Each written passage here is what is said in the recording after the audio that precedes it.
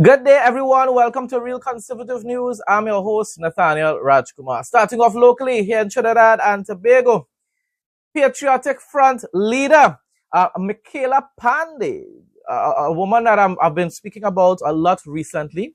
And before I get into the news report, Madam Mickela Panday, I would like to give you a chance in 2030 to become the Prime Minister of Trinidad and Tobago. And I will hope that you will not betray us the way Kamala has done in recent times.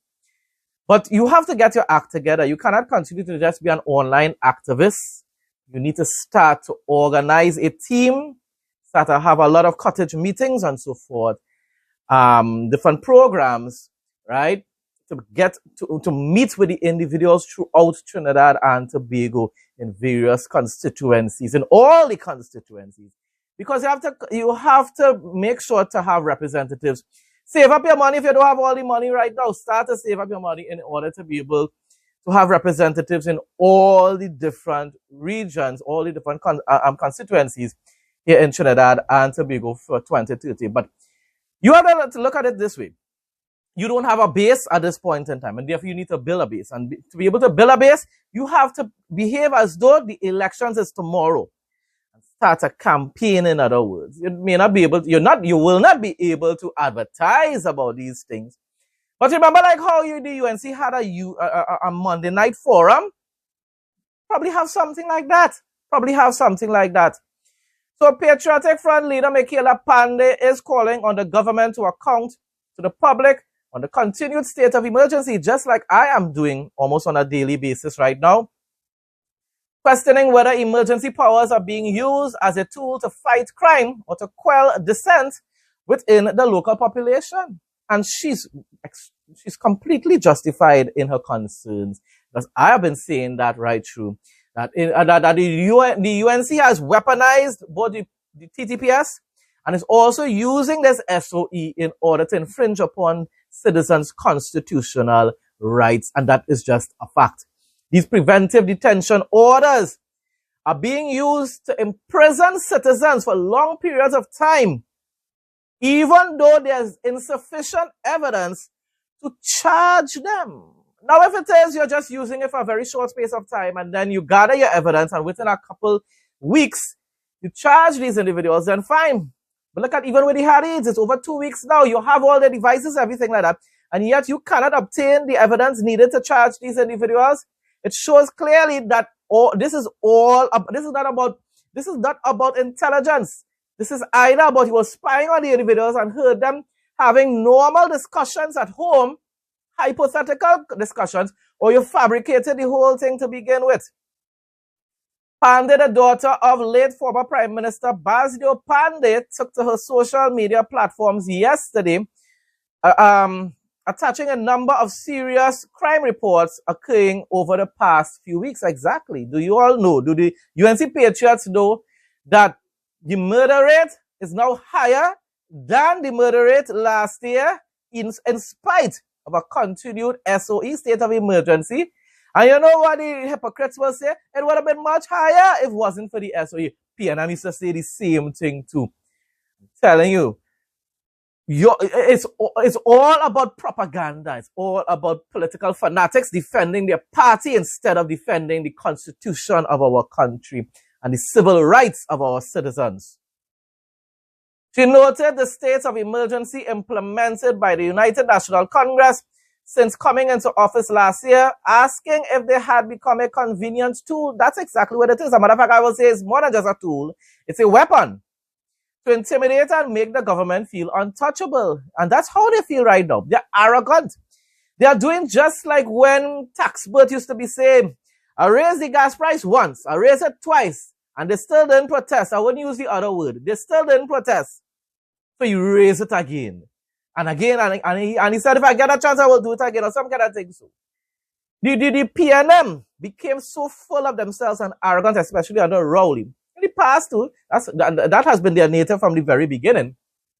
But it became much worse under Rowley.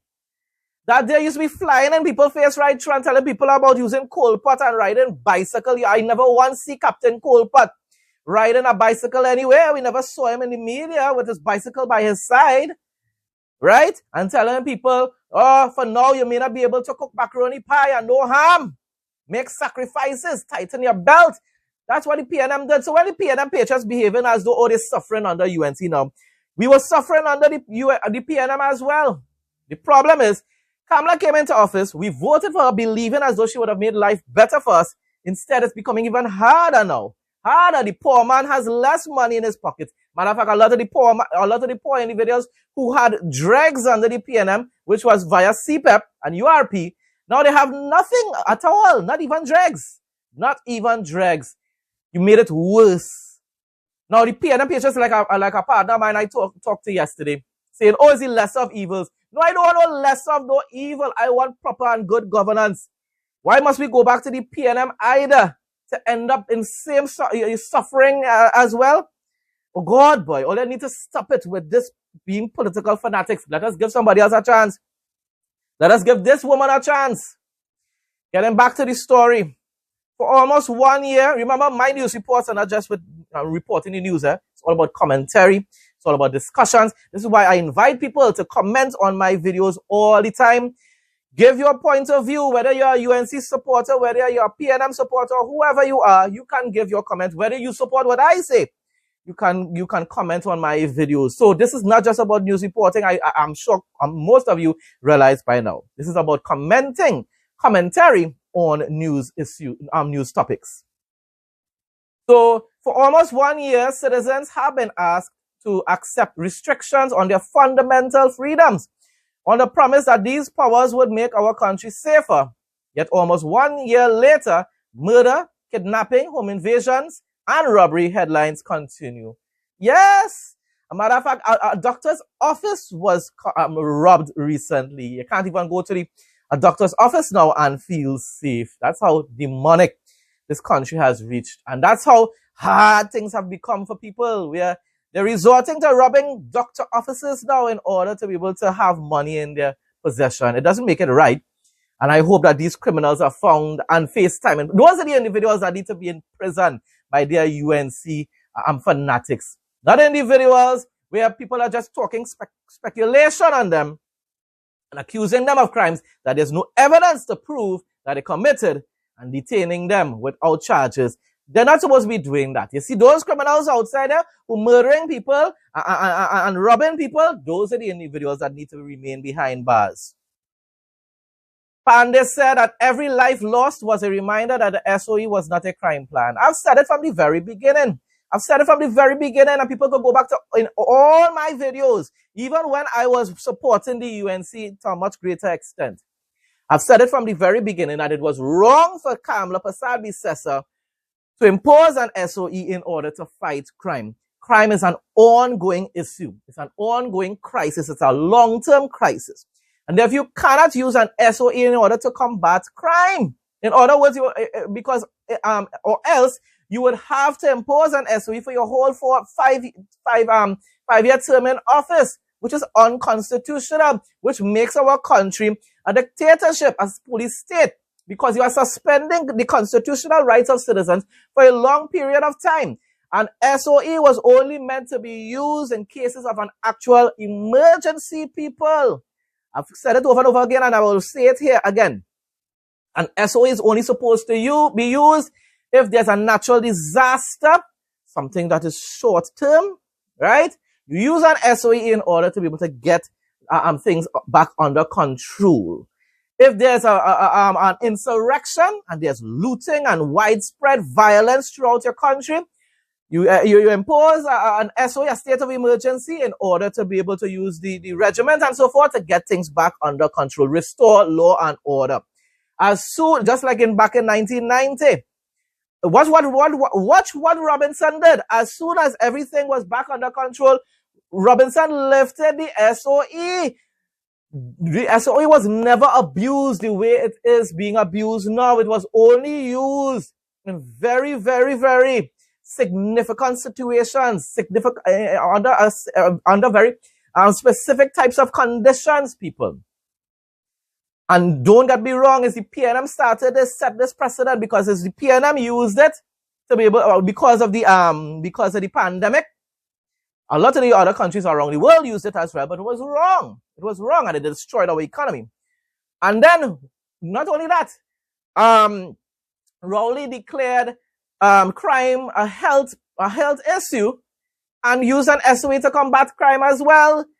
But Kamala was preaching that gospel even before that, and we should have taken that into consideration. If I only knew this woman was going to do this, I would have never voted for her.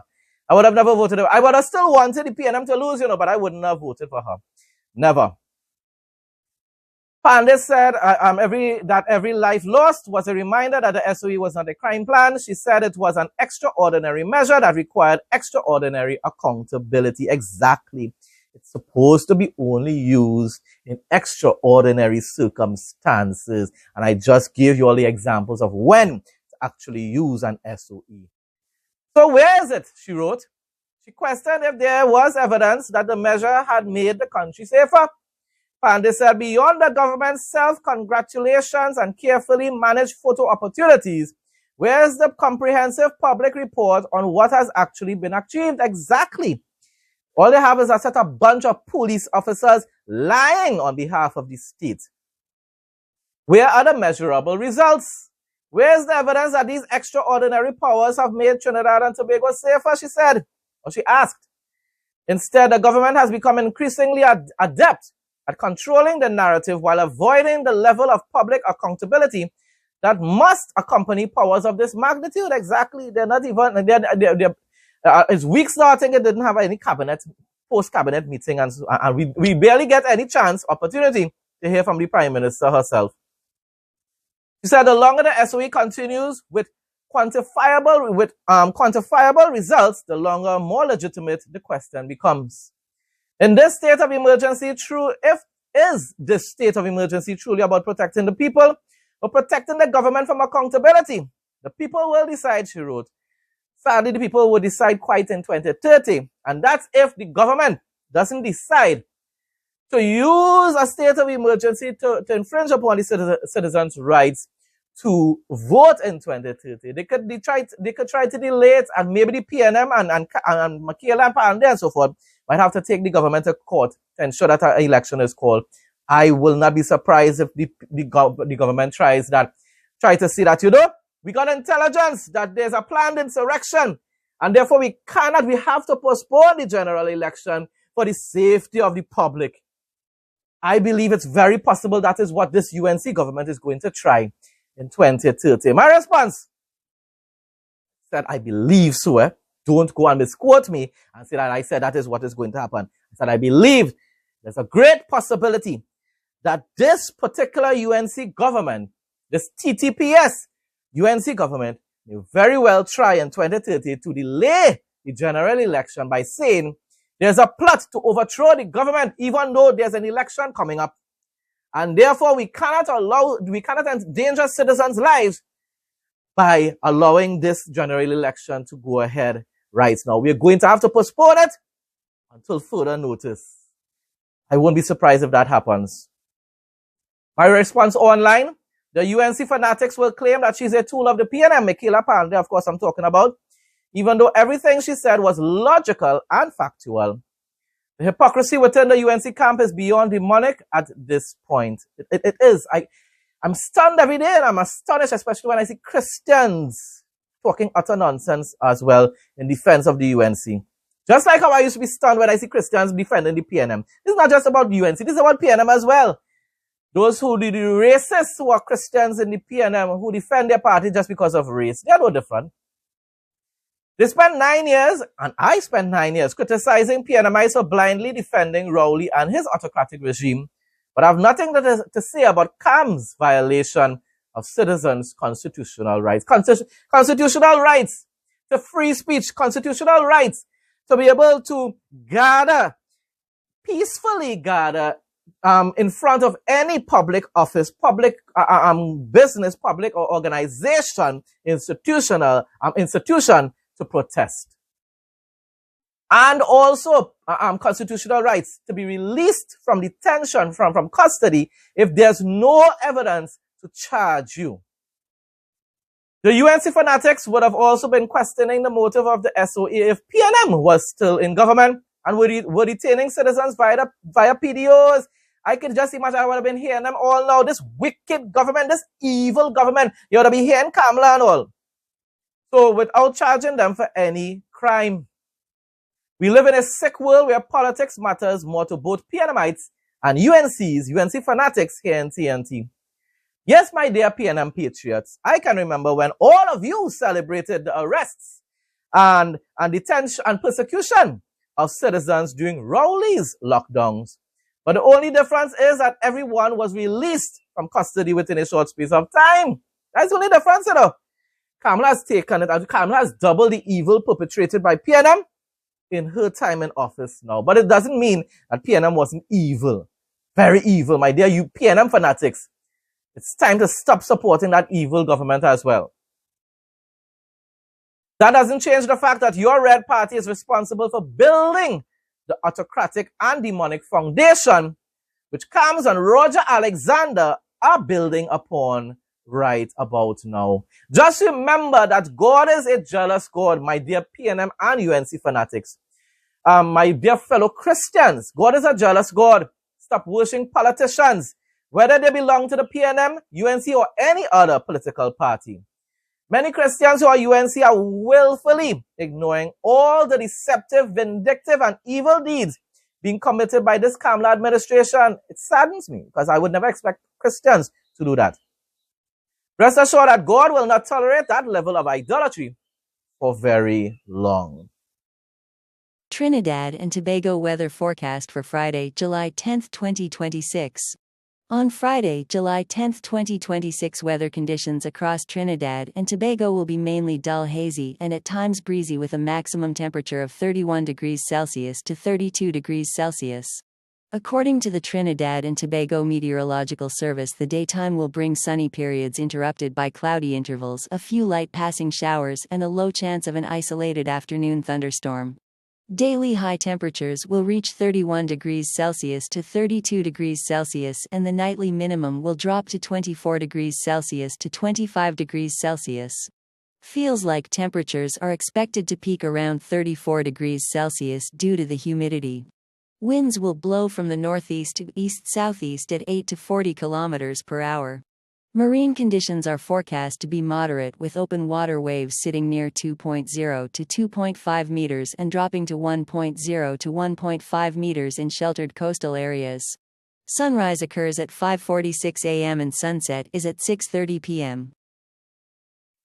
Regional news now. The Independent Commission of Investigations, INDICOM, has launched a probe into the fatal shooting of two men by the police again, during an operation in Spanish Town, St. Catherine, Jamaica on Wednesday night. Jamaica is another country where they refuse to mandate the wearing of body cams. They do use it at times, but up to the other day, some official said, you know, that's going to endanger the lives or some kind of utter nonsense, some kind of excuse like that of the police officers.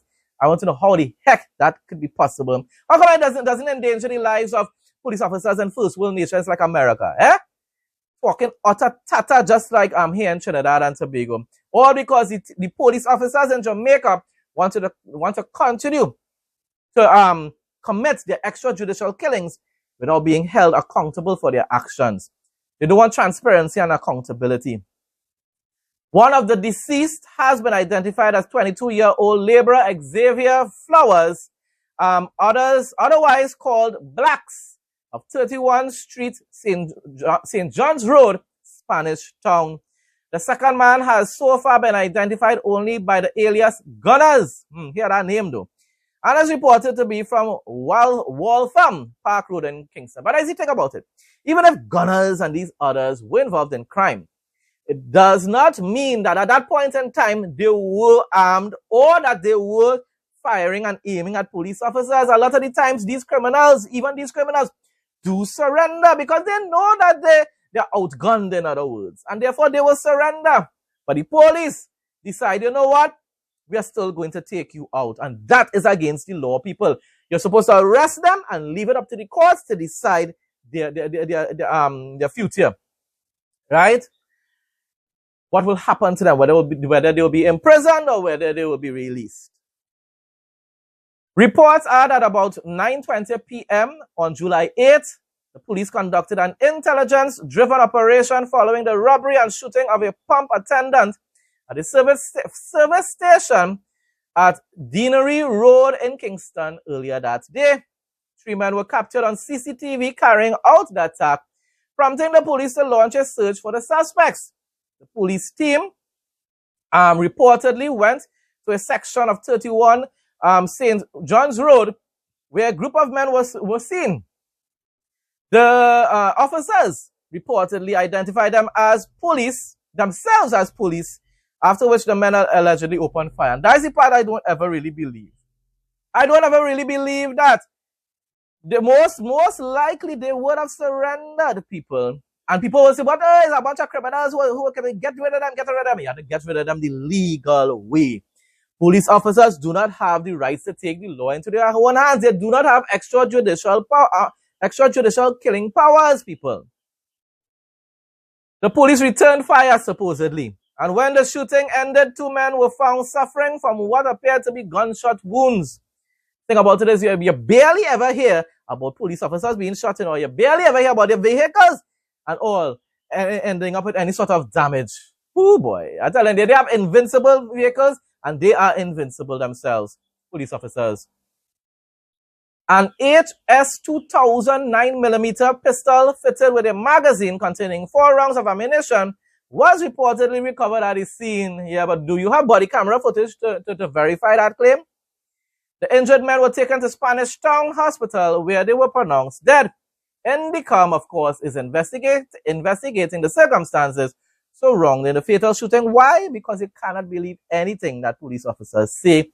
And therefore, that is where, just like we have the PCA here in Trinidad and Tobago. But the problem is, these kind of investigative bodies they barely ever end up successful in causing these police officers to stand the consequences for their actions legally. You barely ever end up hearing about police officers going to prison for extrajudicial killings, for murder, in other words. Now, in this case, as I said before, it is possible that the police were defending themselves. But as I said, logically, it's quite logical, right? That if it is you realize that you are outnumbered, you are going to surrender. It's very unlikely, in most cases, very unlikely that these bandits still decide to shoot at police officers. I'm telling you, it just doesn't add up. It just doesn't make sense. I'm not saying that it doesn't happen sometimes. You have to most likely have a death wish to do that, though. International news now. Russian attacks killed at least 12 people and injured 100 others across Ukraine overnight. Regional authorities said Russia launched 2 Iskander-M ballistic missiles and 94 attack drones. Ukraine's Air Force said it intercepted 72 drones, while both missiles and 19 drones struck 13 locations. That's really sad. Thank God, at least they intercepted 72, because otherwise the casualties would have been much higher. The destruction would have been much greater. President Vladimir Zelensky said Ukrainian forces struck oil depots in Russia's Stavropol and Taiva regions. A reserve fuel storage facility roughly 800 kilometers from the front, an oil pumping station in Ufa, nearly 1,500 kilometers from the border, and an oil terminal, loading terminal in the Rostov region, calling it a long-range sanction plan, calling it a long-range sanctions plan in response to Russia's dragging out the war, or Russia dragging out the war. The thing about it is, at least they are not really targeting residential areas, and that's what usually you do. You don't target residential areas during a war, but that's how Russia, communist tyrants, people that have no heart, that's what they do. Just like how Iran they don't target military sites alone. They don't just target these kind of industrial sites either. They target civilian areas as well, especially when it pertains to Israel. If it's like their neighbors, yeah, mostly military bases and so forth. Russia's Saratov oil refinery reportedly halted processing Wednesday after a drone strike damaging its primary refining unit. Days after Omsk, Russia's largest refinery, or Omsk, I'm not sure, was also forced offline by a drone attack. Saratov's governor said the strike killed one person and wounded several others. Now, that is, of course, still sad that people lost their lives, but it still was not a residential area. Russia responded by fully banning diesel exports to prioritize domestic supply, extending an earlier partial ban, as almost all of its 83 regions have reported gasoline shortages and waits of up to 18 hours at some pumps, which is causing a lot of people to even get in fights, physical fights, over fuel, you know. The escalation comes despite Trump's statement Monday that Putin wants the war to end and a resolution is closer than people realize. Trump just always talks, you know. Trump just loves to talk. He just loves to talk and mislead people, and his blind followers just say, yes, amen, boss. He's the boss. He's the real boss. Out of the deal. Both sources close to the Kremlin close to the Kremlin told Reuters that Putin is rejecting peace calls and is likely to escalate further, hardened in part by Ukraine's refinery strikes. Exactly. I'm telling you, Trump just talking tata. One of those sources said there is a high probability of escalation in the coming months as Putin focuses on capturing the remainder of Donbass. The strikes and diplomatic developments came as Ukraine left this week's NATO summit in Ankara with the new aid pledge and Trump's announcement that Washington would license Ukraine to produce Patriot missiles domestically. Bible quote of the day. Ecclesiastes 12:1-7. A call to remember God before old age and death. Remember your Creator. In the days of your youth. Before the days of trouble come. And the years approach when you will say, I find no pleasure in them. Before the sun and the light. And the moon and the stars grow dark. And the clouds return after the rain. When the keepers of the house tremble. And the strong men stoop. When the grinders cease because they are few. And those looking through the windows grow dim. When the doors to the street are closed. And the sound of grinding fades. When people rise up at the sound of birds. But all their songs grow faint. When people are afraid of heights. And of dangers in the streets. When the almond tree blossoms. And the grasshopper drags itself along. And desire no longer is stirred. Then people go to their eternal home. And mourners go about the streets. Remember him before the silver cord is severed. And the golden bowl is broken. Before the pitcher is shattered at the spring. And the wheel broken at the well. And the dust returns to the ground it came from. And the spirit returns to God who gave it. Folks, that brings us to the end of today's news report. Thanks again to everyone who continues to support my content. Please like, comment, share, and subscribe if you want to help me grow this channel even more. Stay blessed and stay safe most of all, in Jesus' name.